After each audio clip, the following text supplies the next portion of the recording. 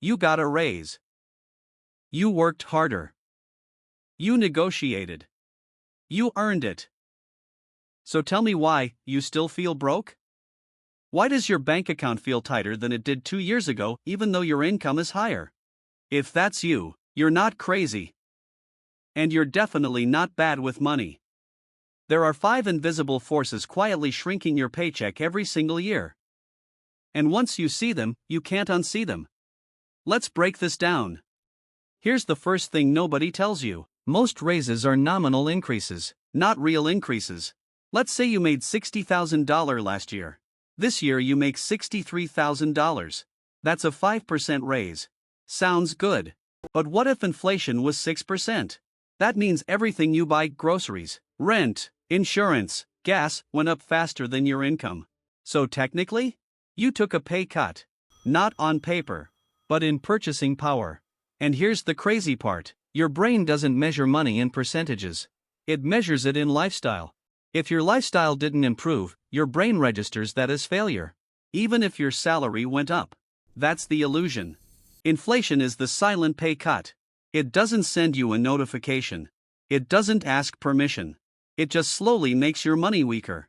The grocery bill that used to be $120 is now $165. Your rent went up $300. Car insurance? Up. Utilities? Up. Eating out? Way up. And here's the part that hurts. Even if inflation drops, prices don't usually go back down. They stabilize at the new higher level. So your raise isn't fighting last year's prices. It's fighting the new normal. And if your income doesn't outpace inflation consistently, you're running on a treadmill. Working harder, staying in the same place. Now let's talk about something even more dangerous.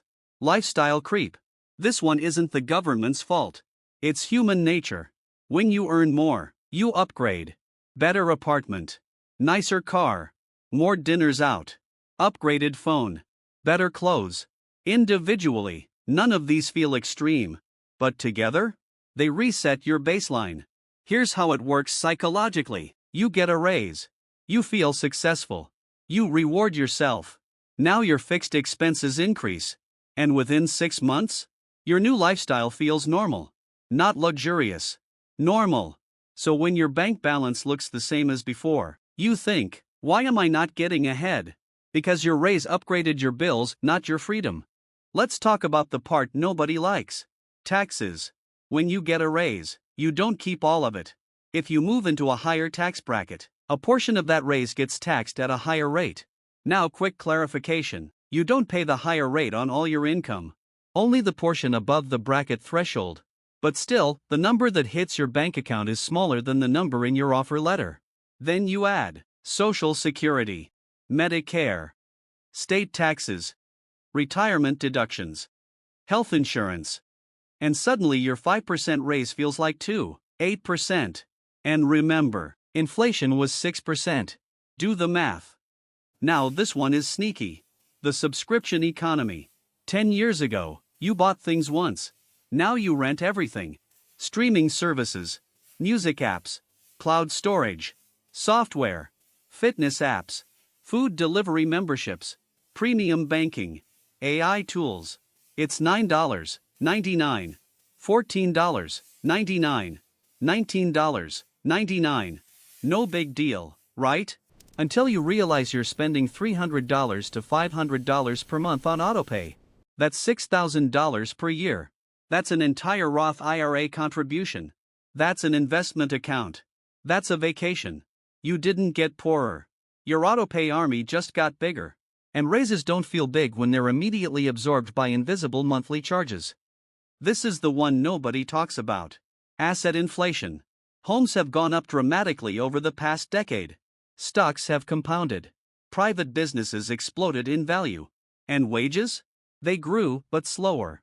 Here's the brutal truth. If you don't own assets, you fall behind. Workers trade time for money. Owners let money grow money. So if your raise is going toward consumption instead of ownership, you're widening the gap between you and financial freedom. The real divide isn't rich versus poor. It's owners versus non-owners. And raises alone don't move you into the owner category. Assets do. Now let's zoom out. Because money isn't just math. It's psychology.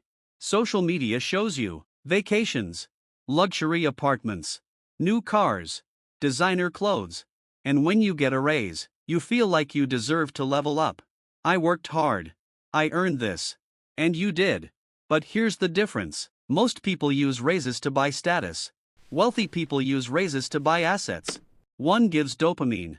The other gives freedom. And dopamine fades fast. Freedom compounds. So what do? Here's the shift.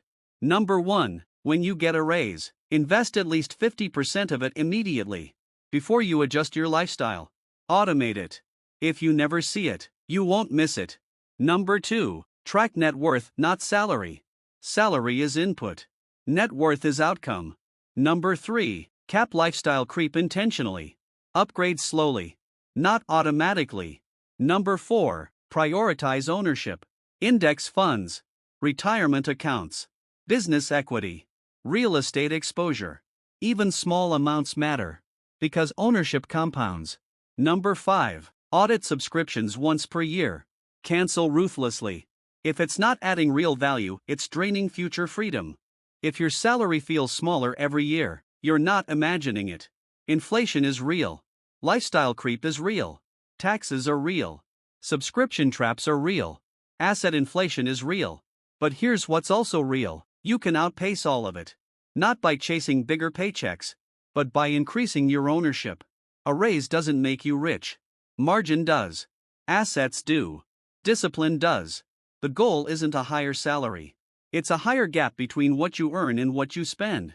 That gap? That's freedom. And once you understand this, your next raise won't disappear. It'll multiply. If this changed how you see money, hit subscribe. Next video, we're breaking down the middle class trap nobody talks about. And trust me, that one might hit even harder.